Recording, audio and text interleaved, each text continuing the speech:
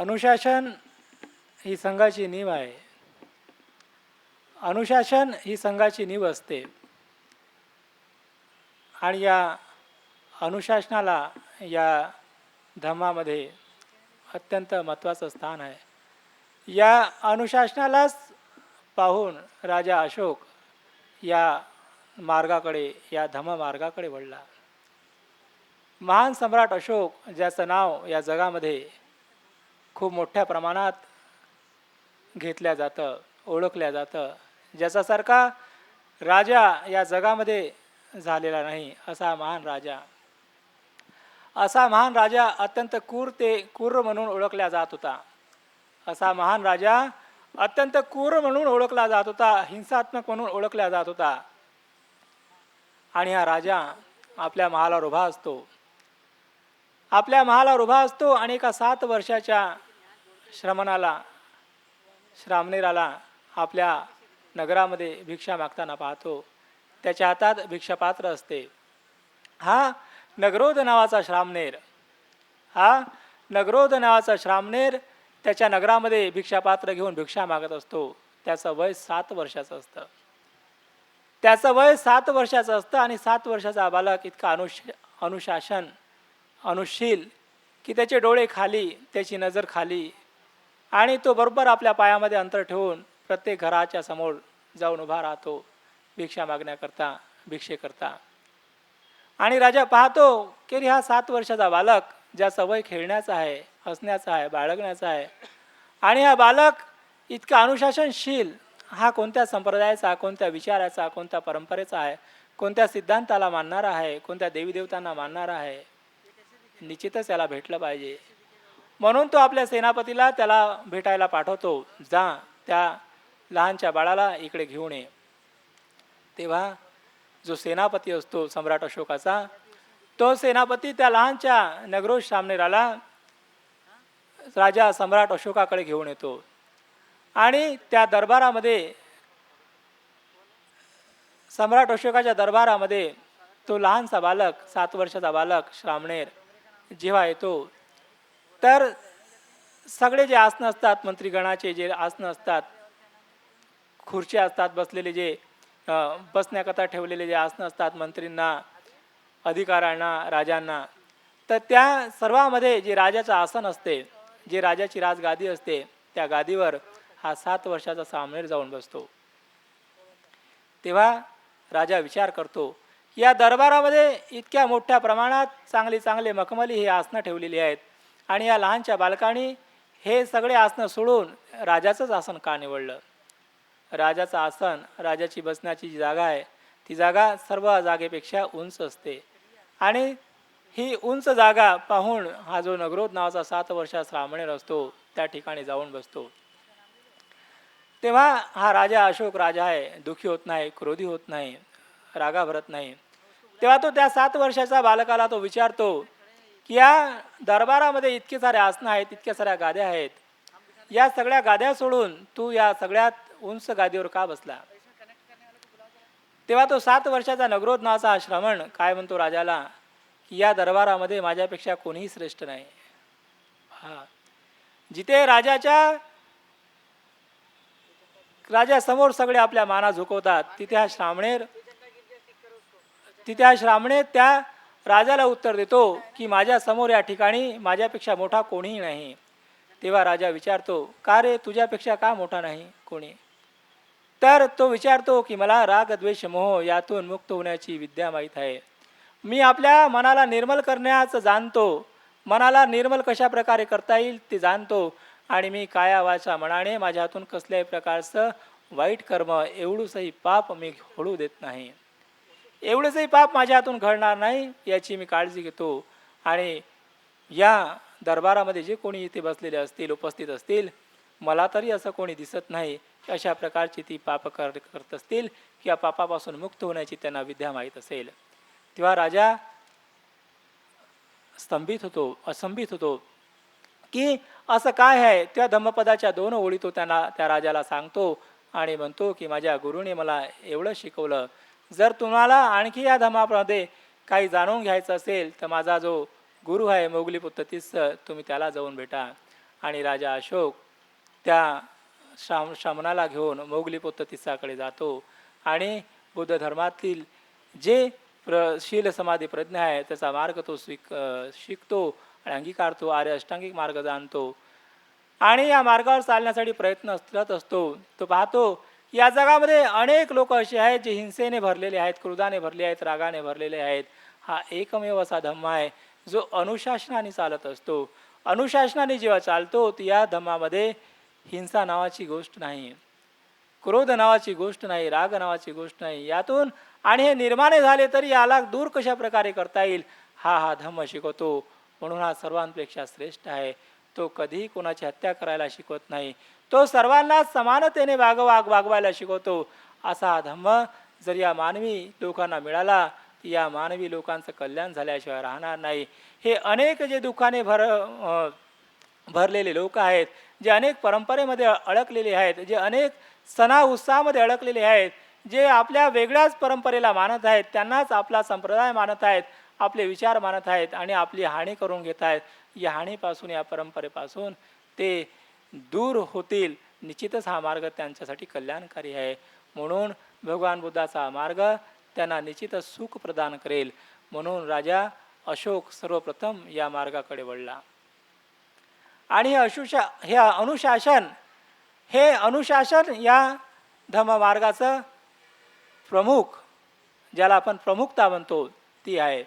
तर तुम्ही हे जे अनुशासन आहे हे पाहूनच त्या महान डॉक्टर बाबासाहेब आंबेडकरांनी या धम्माला अनुसरलं आणि आपल्या लोकांना त्यांचा जो समूह होता, जो समाज होता, मानवी समूह होता, समाज होता बाबासाहेबांना मानणारा, त्या समूहाला शांत करण्याकरता हा मार्ग निश्चितच त्यांना लाभदायक ठरेल. म्हणून बाबासाहेबांनी हा मार्ग स्वीकारला आणि आपल्या लोकांना जे त्यांचे लोक, जो समूह जो विषमतेमध्ये गुरफटलेला होता, तो हा मार्ग जर प्राप्त करेल, या मार्गावर येईल, तर निश्चितच सुखी झाल्याशिवाय राहणार नाही.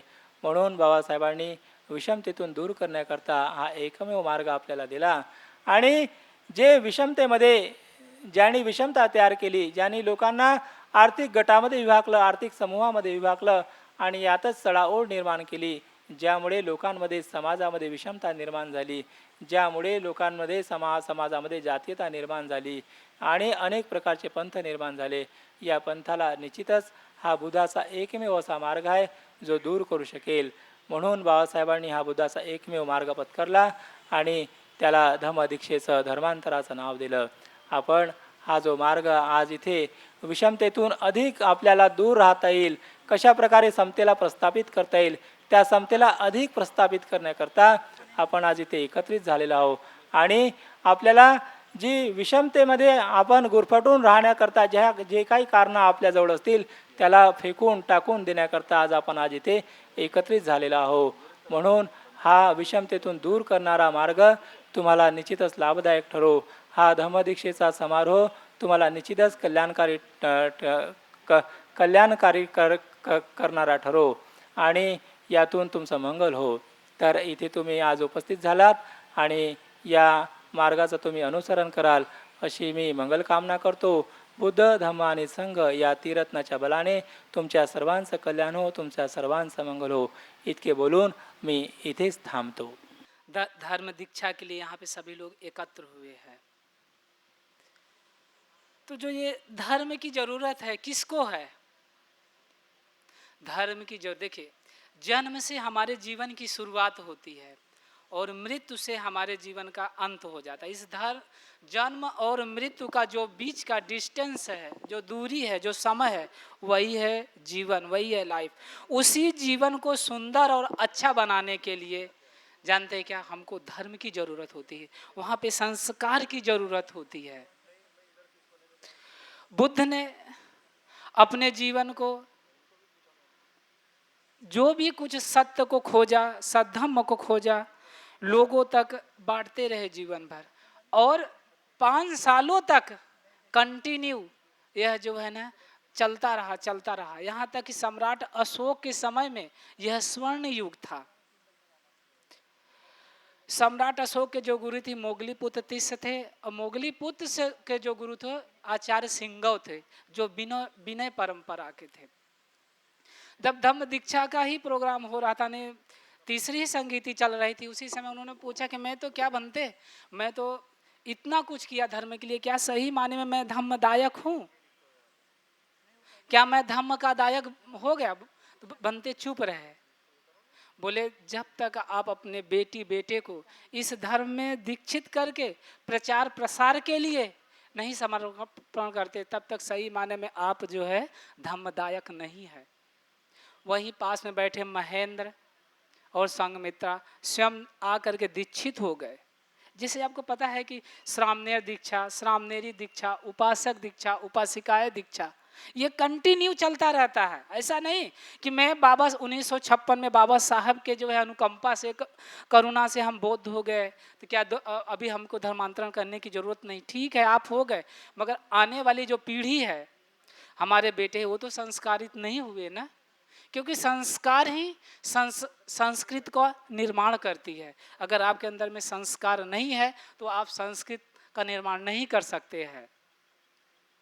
उसके बाद आप देखते हैं कि ये जो धम्म दीक्षा का प्रोग्राम है, सम्राट अशोक ने 9 मिशनरियों को श्रीलंका भेजा, पूरे 9 मिशनरी को भारत के, विश्व के अनेक अनेक देशों में भेजा, और उन्होंने इस धर्म का प्रसार और प्रसार किया। यहाँ तक कि यह कारवां रुका नहीं, क्योंकि बाद में अगर हम 4वीं शताब्दी में या 6वीं शताब्दी में 602 ईसा पूर्व में हेनसोंग को देखते हैं, फाइयान को उसके पहले देखते हैं, वहाँ पे हम देखते हैं कि वो चाइना से इस देश में धर्म को सीखने के लिए, समझने के लिए आए।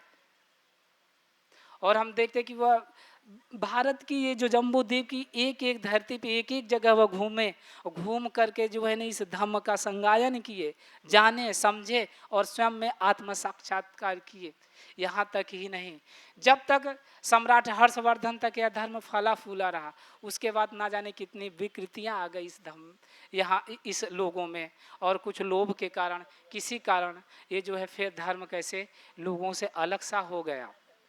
उसके बाद हम देखते हैं फिर बाबा साहेब अम्बेडकर ने 1956 में इस धर्म को स्वीकार किया।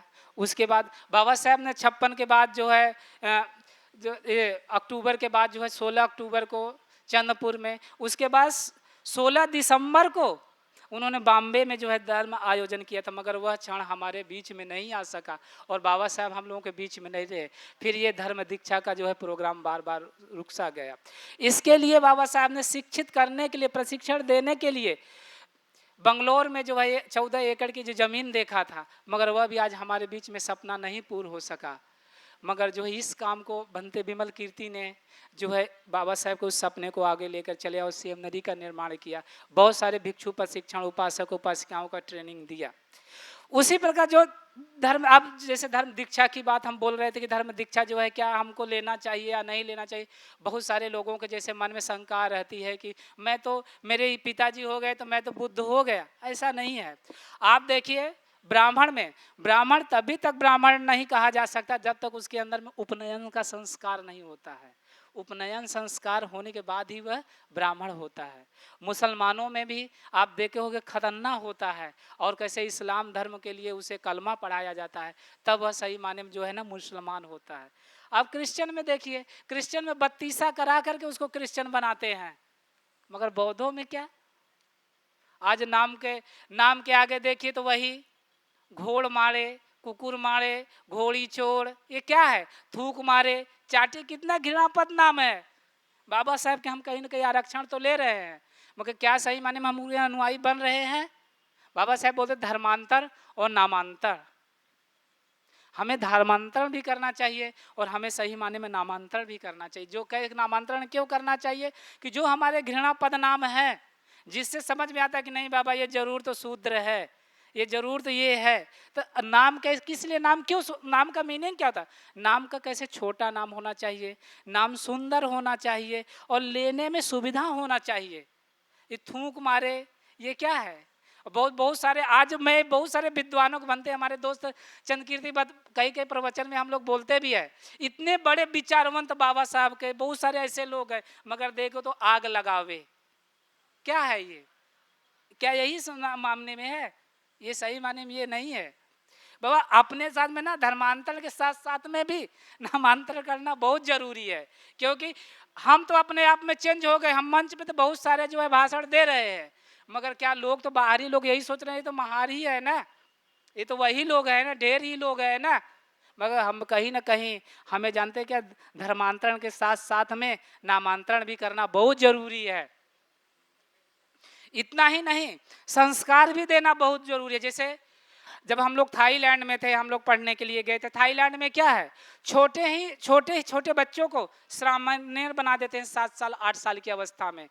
जो है बुद्ध विहार किस लिए होते हैं, बुद्ध विहार शिक्षा और दीक्षा का केंद्र होते हैं, जहाँ पे बच्चे जो है ना शिक्षा और दीक्षा लेकर अपने जीवन को जो है ना सुखमय बना सके, दुख से मुक्त को बना सके, अपने आप को जान सके। इसीलिए वो लोग छोटे से समय में जो है चीवर पहना करके पूरी की पूरी एजुकेशन उसमें किसमें लेते हैं, वो चीवर में लेकर श्रामणेर बनते हैं।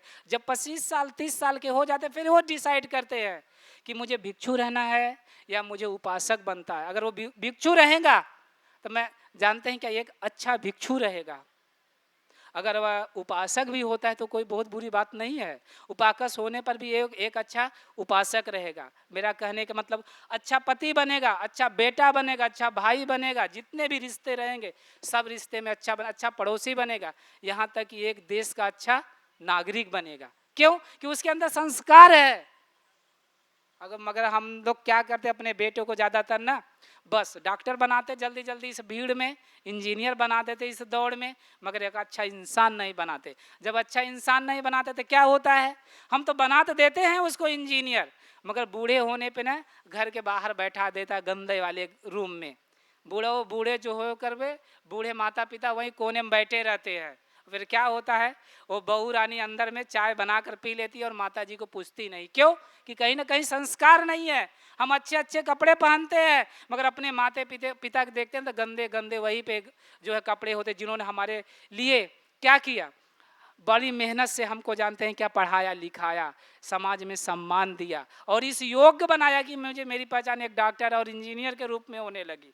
मगर क्या इंसान के रूप में हुई क्या, और इंसान के रूप में न होने के कारण बस पड़े रहते और वैसे मर ही जाते हैं, उसका कोई मतलब ही नहीं। इसलिए संस्कारित होना बहुत जरूरी है, दीक्षित होना बहुत जरूरी है। अगर हम अपने जीवन में दीक्षित नहीं हुए, संस्कारित नहीं हुए, तो मुझे लगता है कि यह कहीं ना कहीं हमारे बौद्ध बनने में अधूरापन है। ये अधूरापन करने के लिए जो है बार बार दीक्षा का प्रोग्राम करना चाहिए, आने वाली पीढ़ियों को जागृत करना चाहिए, उनके मन में स्वाभिमान ही होना चाहिए कि नहीं मैं बौद्ध हूँ, मैं स्वाभिमान का जीवन जी रहा हूँ। और स्वाभिमान जीवन जीना ही मतलब कैसा, बौद्ध है, जहाँ पे नैतिकता है, जहाँ पे स्वाभिमान है, जहाँ पे सत्य है। ये किससे आता है, कहीं ना कहीं हमारे जीवन में संस्कार ही होना बहुत जरूरी है। थाईलैंड में जितने बूढ़े हो जाते हैं उनके बेटे उतने ही उनकी सेवा करते हैं। श्रीलंका में बूढ़े हो जाने के बाद क्या करते हैं, उनके बेटा इतना ही बहुत सेवा करते हैं। यहाँ पे क्या करते हैं, अरे अभी मैं बूढ़ा हो जाऊंगा ना तो मैं चीवल ले लूंगा। अरे भाई चीवल लेकर क्या करोगे, बोझ बनी बनोगे ना। जो अच्छा से समझने जानने का समय है तो यही है ना, यंग में, जहाँ पे आप सही माने में त्याग कर सकते हैं, सही माने समाज की सेवा कर सकते हैं। फिर क्या हो जाता है, कुछ नहीं कर सकते हैं जीवन में।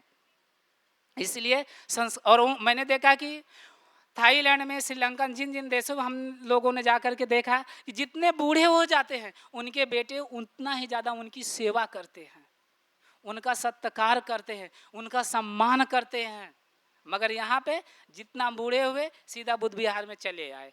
थोड़ा पूजा वंदना होती है तो धीरे धीरे बोल लेते हैं, जैसे ही पूजा वंदना खत्म हुई ऐसे लगता है जैसे मछली बाजार में आकर के मछली खरीद रहे हैं, इतना चिल्ला करते हैं, जरा से भी कहीं पे संस्कार नहीं। क्यों, क्योंकि कहीं ना कहीं हमारा जो प्रोसेस है वह सही सिस्टम सही से नहीं है। इसलिए अपने छोटे बच्चों को भी संस्कारित करना चाहिए। 7 साल के बाद जो है ना संस्कारित उन्हें करना चाहिए, उनको बताना चाहिए कि हमारे बुद्ध हैं, ये हमारे बाबा साहब हैं, ये हमारे इस रिश्ते को आदर्श के रूप में। और अपने अगर आप तभी कर सकते ये सब जब आप स्वयं में संस्कारित होंगे। तो आपको शायद पता है कि नालंदा, विक्रमशिला, तक्षशिला जितने भी विश्वविद्यालय क्या थे, ये बुद्ध विहार के साथ में कहीं न कहीं क्या थे, शिक्षा और दीक्षा का केंद्र थे।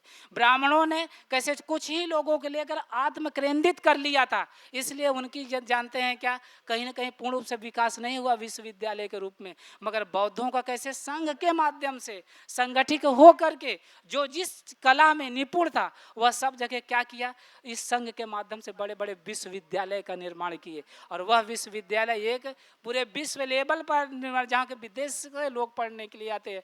नालंदा जैसे, पल्लवी जैसे, विक्रमशिला जैसे विश्वविद्यालय में 19 जो है ना भाषाओं के एक एक भिक्षुकृत जो है ना मास्टर थे। यहाँ ही तक नहीं, एक ही साथ में 10,000 स्टूडेंट पढ़ते थे। और जितना 15,000 वहाँ पे जो है टीचर थे। 3 मंजिला जो है 6 महीना जलता रहा। इतना होते हुए भी हमारी संस्कृत बच तो नहीं पाई, मगर बाबा साहब के करुणा से, उनकी जो है मैत्री से हम लोग आज निकल करके आए। फिर अभी तो हम अंकुरित में हैं, मगर इस अंकुर को, धम्म अंकुर को कहीं न कहीं आज मुझे जो है फिर से उसे बचा के हम लोगों को रखने का जो है जिम्मेदारी जरूर है। कहीं बकरी न चर ले उस हमारे पौधे को, क्योंकि छोटा सा पौधा है। समय समय पे हमको देखना होगा, इसमें पानी डालना है, खाद डालना है, देख रेख करना है, ये हम सबकी जिम्मेदारी है। इस सब को ध्यान में रखते हुए से जो धम्म दीक्षा आयोजक समिति है, जिन्होंने बहुत सारे लोगों ने बहुत योगदान दे करके आज इसको आयोजन किया और बहुत सारे लोगों को लाभ लिया। और इसका जो आप लोग सीख कर जाएंगे, दीक्षित हो करके जाएंगे, सच में देखा जाए तो आप अपने जीवन में उतारिए, अपने जीवन में साक्षात्कार करके अपने जीवन के सुंदर और अच्छा बनाइए। बस मैं आपसे यही जो है अपेक्षा करूंगा और कुछ नहीं करूंगा। आप सबका मंगल हो, कल्याण हो। भागवत गीता का क्या उपयोग हमारे देश के लिए, जब आप इस भागवत गीता से इस देश में एक अच्छी ट्रेन का निर्माण नहीं कर सकते?